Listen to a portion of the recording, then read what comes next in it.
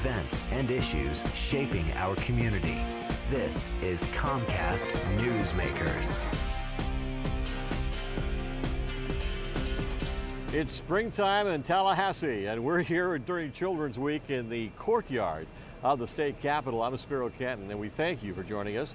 Our guest this hour, the guy responsible for this entire week, Jason Zaborske, and thanks very much for joining us. You coordinated this whole thing, and it really was a huge success. I've never seen so many kids at one of these functions before. It was like Field Day Florida. It was, and today was our biggest day we've had in many years, Spiro. So we gave out 4,000 lunches today to kids and families that came to the capitol. Really? Yes. Wow.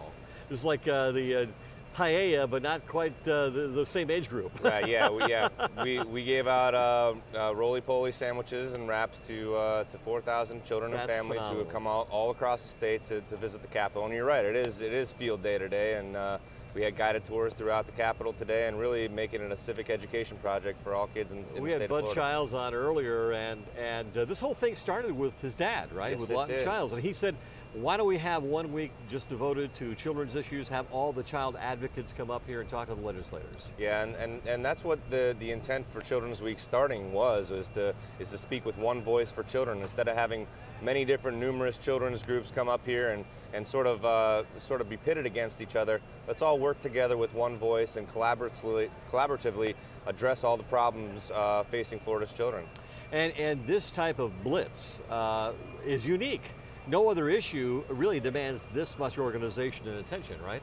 No, I mean, we, children and families in the state of Florida, I mean, everyone can get behind that, obviously, and really what we try to do today is highlight those people, and you're doing that today by interviewing all the legislators at the state capitol and talking to all the policymakers and putting them on the record, you know, so that they do the right thing for kids when the time comes. Well, what each and every one of them said that this type of showing and this type of attendance by people throughout the entire state make a difference, and makes a difference in the way they vote and the way they prioritize things. And in a month and a year like this, during this session, when the priorities are so critical towards children's issues, he knows it makes a difference. It does make a difference, and we've seen this event grow. Like I said, every year more and more advocates are coming to the Capitol, and I think Children's Week is sort of that platform for all those advocates to get their voice heard by those legislators, by those policymakers, and really have a voice here at the Capitol when they wouldn't have one otherwise.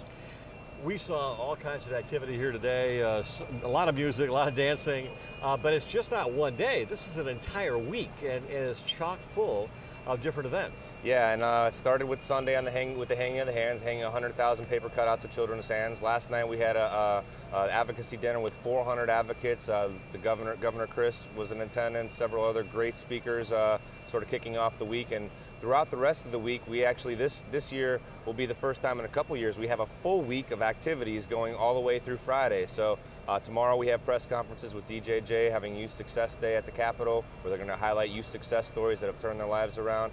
And on Thursday, it's Autism Awareness Day. So I know the governor will be in attendance for that. So advocates and folks all across the state can come up to Tallahassee during Children's Week and pick a day.